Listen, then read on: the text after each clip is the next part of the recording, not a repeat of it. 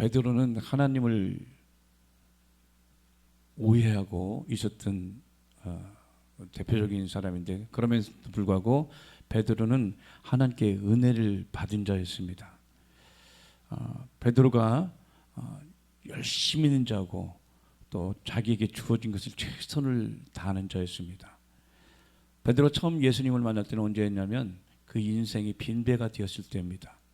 열심히 노력했지만 아무것도 열매를 맺지 못했을 때 예수님께서 그를 찾아오셔서 오른편에 깊은 곳으로 가서 그물을 던져라 했을 때 베드로는 그 기회를 잡았습니다. 기회를 잡아서 오른편에 던져라 했을 때 던졌더니 많은 고기를 잡게 되었습니다. 그런데 그 예수님께서 그물을 던져라 하는 그 사이에는 내가 밤이 맞도록 수고했지만 얻은 것이 없습니다. 그럼에도 불구하고 내가 주님께서 이렇게 말씀하시는 말씀에 근거해서 내가 그물을 내립니다. 그랬더니 그 그물이 찢어질 정도로 고기가 많이 잡혔다. 우리 인생에 우리가 수고하고 애씀으로 열매 맺지 않고 우리 인생은 하나님께서 말씀 주시고 약속을 주셨을 때 그 약속이 나의 것으로 삼고 거기에 대해서 행동으로 같이 옮겨질 때 그것이 열매 맺게 되는 것입니다. 그렇게 하나님을 따라다니면서 그리고 이제 하나님께서 이제 나를 따르라 말씀했을 때 즉시 자기가 있었던 것들 다 버려두고 그리고 예수님께서 말씀하시는 말씀을 따라갔던 자가 이 베드로입니다. 그렇게 따라다녔지만 하나님을 알지 못하고 예수님 뜻을 헤아리지 못하다가 주님께서 약속하신 또 다른 약속은 뭐냐면 그러니까 두 약속이 있는데 하나는 뭐냐면 구원받는 약속과 하나는 구원받은 자가 어떻게 열매 맺는 삶을 살 것인지 그것도 이제 출애굽기에 보면 하나님께서 이스라엘 백성들을 애굽에서 나와 일단은 우리가 열매 맺는 삶을 위해서는 애굽에서는 되지 않으니까 속박에서는 되지 않으니까 거기서 일단 나와야 되고 나왔으면 가야 될 것이 있습니다. 그것이 가나안입니다. 그래서 우리는 애굽에서 나와서 가나안으로 가야 됩니다. 우리 모든 삶의 인생의 사업을 하든 공부를 하든 뭐 그 직장 생활하든 모든 것은 뭐냐면 애굽이라는 속박에서 나와서 가나안이라는 하나님이 열매 맺게 하는 곳으로 가야 됩니다. 근데 가나안 땅에는 그냥 가면 저절로 열매 맺는 것이 아니라 거기에는 영적 전투가 있는데 영적 전투의 첫 번째가 뭐냐면 거기에 여리고성을 무너뜨리는 그 전쟁입니다. 여리고성이 어떻게 무너졌어요? 주님께서 먼저 여리고성을 무너뜨리는 전쟁하기 전에 먼저 할례를 행합니다.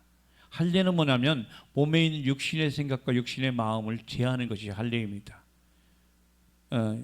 그 할례를 통해서 하나님께서 약속하신 약속이 실제가 되는데 그 예표로 아브라함을 하나님께서 부르셨을 때 약속을 분명히 받았어요. 너는 본토 친척 아비집을 떠나 내가 네게 지시할 땅으로 가면 너는 복이 되고 근원이 되고 생명이 될 것이다.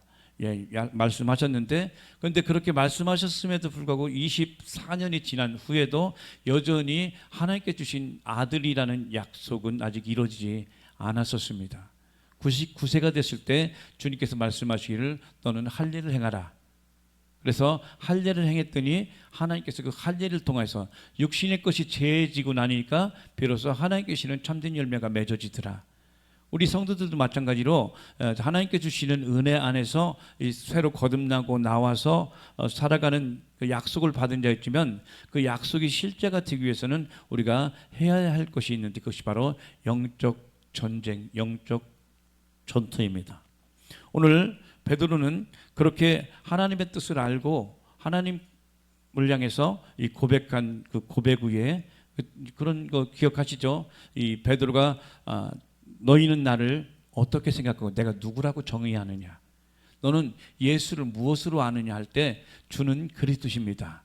당신은 기름 부음 받은 자입니다. 그리고 기름 붓는 자이십니다. 그리고 하나님의 살아계신 하나님의 아들입니다. 고백을 했을 때 네 고백은 스스로 하는 것이 아니라 하나님의 계시를 통하여 알게 되었고 하나님 계시를 통해서 알게 된 것을 네 입으로 고백한 그 고백 후에 그러니까 하나님께서 먼저 계시해 주셔야만 하고 계시해 준 것을 내가 입으로 고백하고 또 고백한 그에게 하나님께서 행할 수 있는 그런 액션이 함께 있어야 됩니다. 그러니까 약속이 먼저 있어야 되고 받아들이는 믿음이 있어야 되고 믿음에 따라 행동하는 세 가지가 있어야 돼요.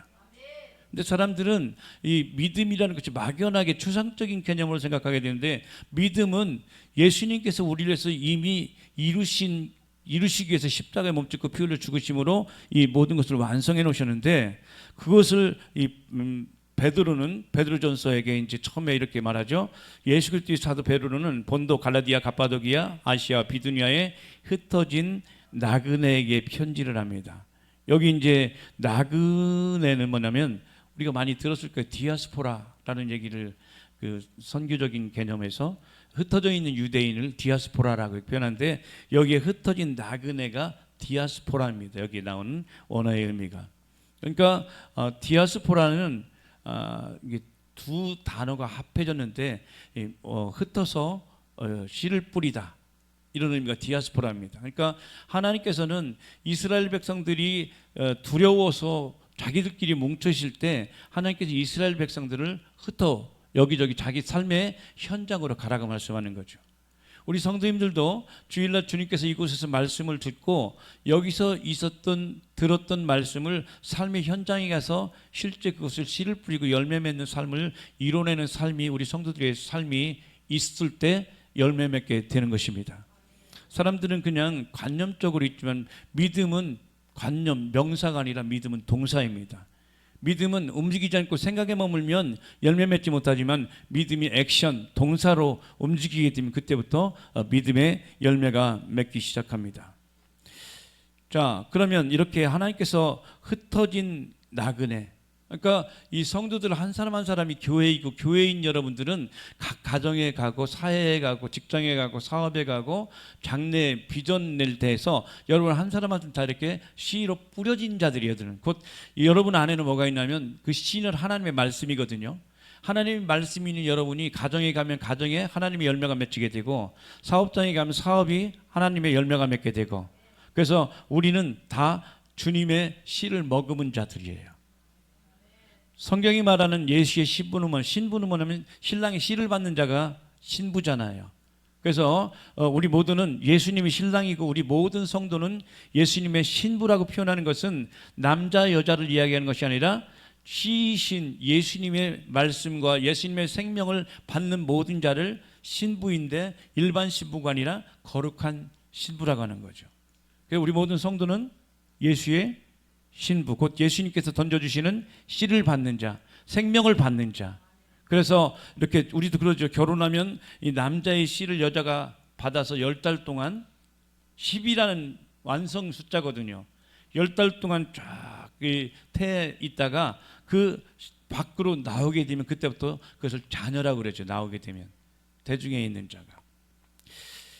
자, 이게 흩어진 나그네가 그냥 이 유행가 나오는 그 나그네가 아니라 여기는 하나님의 말씀을 머금고 하나님의 진리를 마음에 품고 삶에 품어서 그 씨를 삶에 뿌려서 열매 맺는 자를 여기서는 흩어진 나그네라고 표현을 합니다. 자, 2절을 계속 보면, 그것도 하나님 아버지의 미리 아심을 따라 성령의 거룩하게 하심으로 순종함과 예수 그리스도의 피 뿌림을 얻기 위하여 택하심을 본 자들에게 편지하노니 은혜와 평강이 너희에게 더욱 많을지어다. 아멘.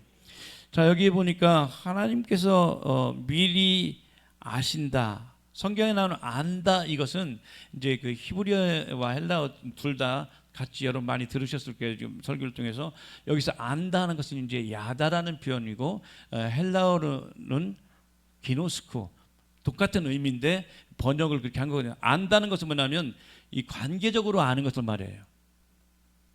그러니까 이 예수님과 나와 서로 관계를 맺어서, 사람도 어때 친구가 되려면 어때 서로 관계를 맺어야 되고, 부부도 부부 관계라고 표현하죠. 서로 하나 되는 것들이 그냥 몸만 섞는 게 아니라, 그죠? 사람들이 이제 성경에도 나오잖아요. 이 장녀와 함께 있는 그것은 둘이 완전히 하나 될 수 없는 상태이지만, 부부간에 주님과 우리와의 관계는 다른 것이 들어가지 않고 오직 하나 되는 온전한 거룩함, 온전한 하나됨, 이것을 여기서 미리 아신다 이렇게 표현하는 거예요. 그러니까 하나님께서는 우리 이곳에 있는 성도 여러분을 미리 안다, 하나 되었다, 이 말씀하시는 것이고, 그럼 이렇게 미리 아심을 따라 우리는 성령이 거룩하게 하신 역사를 통해서 순종함에 이르게 되었다. 이 순종은 뭐냐면 하나님의 말씀 아래서 그 말씀과 하나 되는 것이 순종이에요.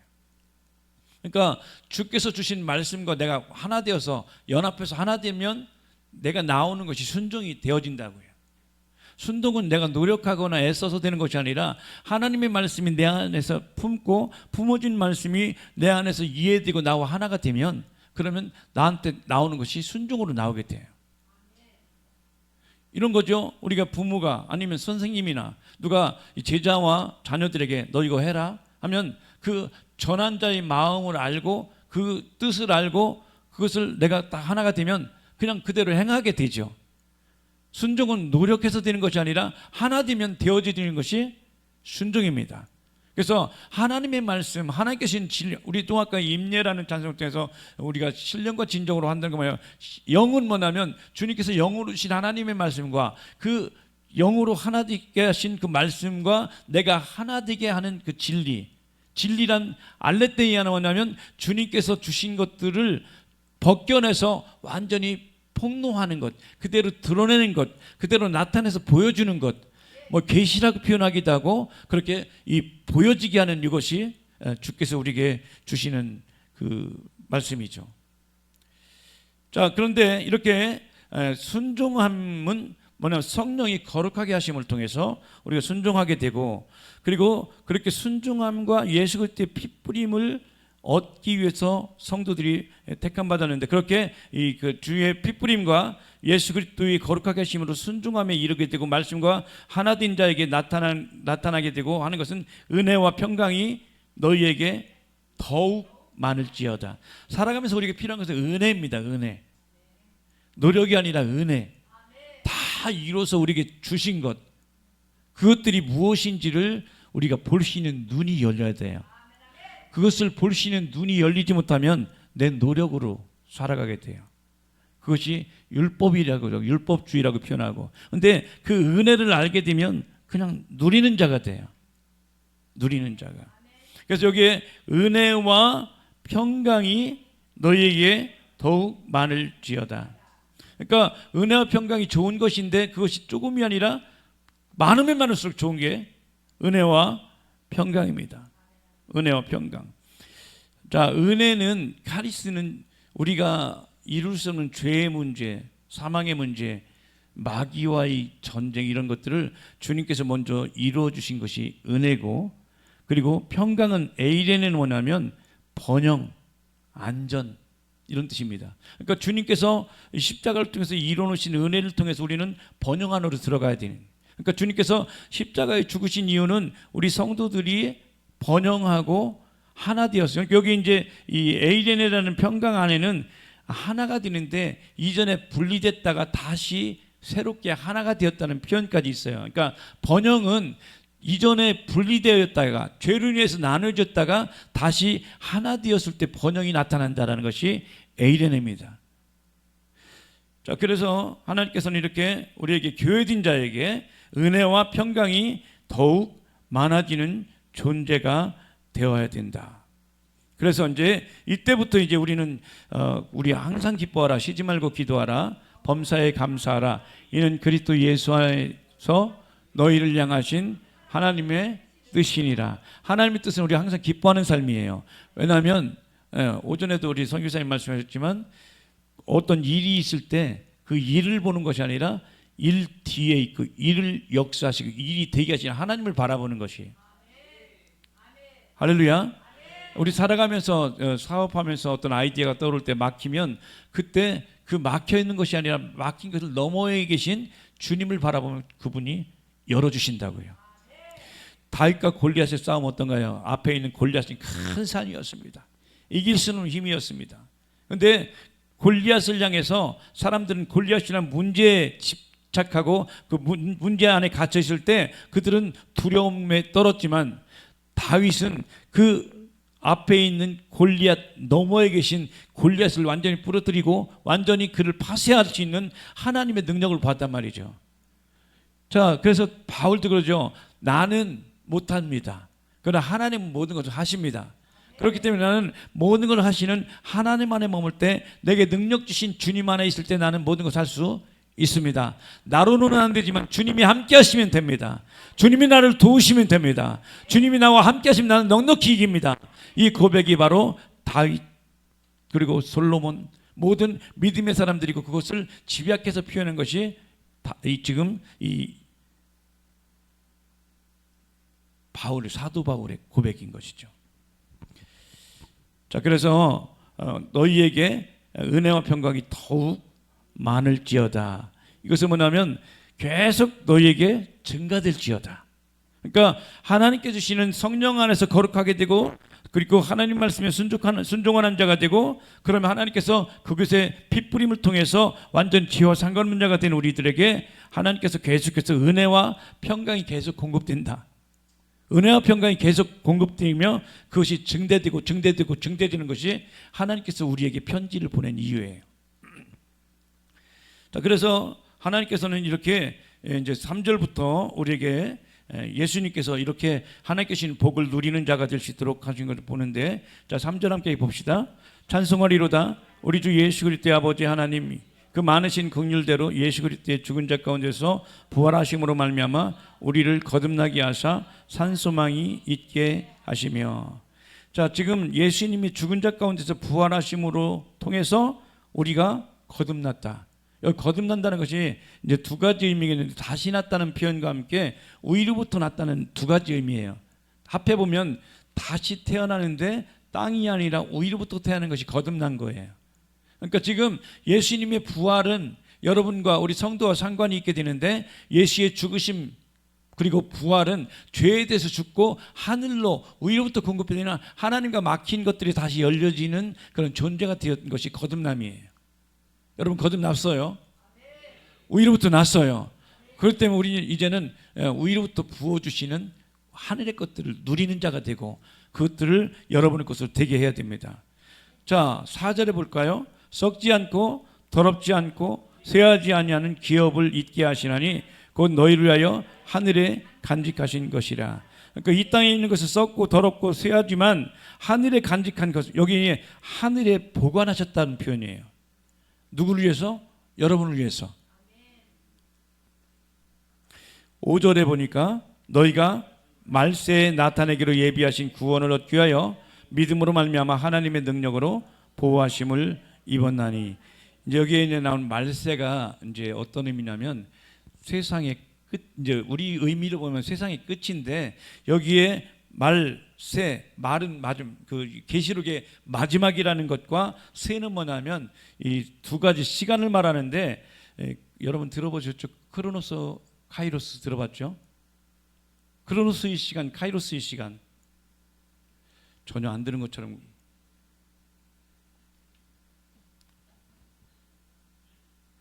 이렇게 막 흘러가는 시간을 뭐라고 하냐면 크로노스의 시간이라 그래요. 그냥 지금 시간이 착착착착 흘러가요. 이 시간이 있고, 카이로스는 뭐냐면 어떤 것을 딱 잡는. 그래서 이제 이 카이로스를 뭘로 표현하면 기회, 찬스라고 표현하는데, 이 카이로스는 누구냐면 이 어디서 나면 헬라 신화에서 나오는데, 그 제우스라는 신이 있어요.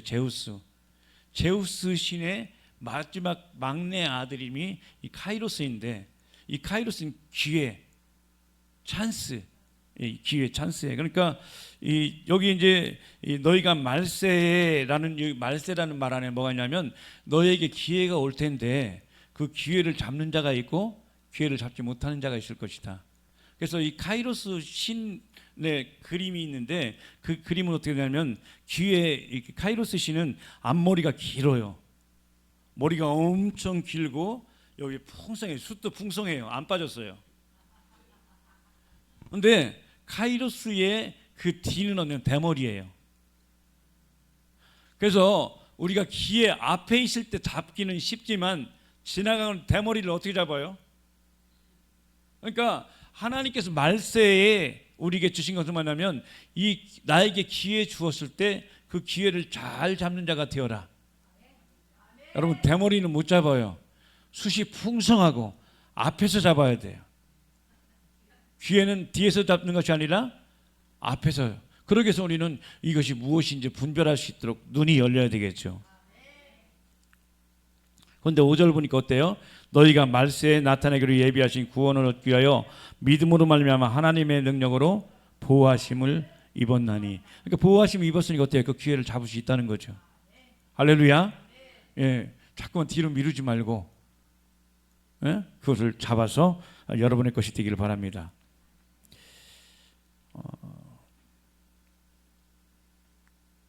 그래서 이제 그 9절을 볼까요? 9절을 보면 믿음의 결국 곧 영혼의 구원을 받음이라. 여기 나온 영혼이라고 번역한 것이 혼이거든요. 혼.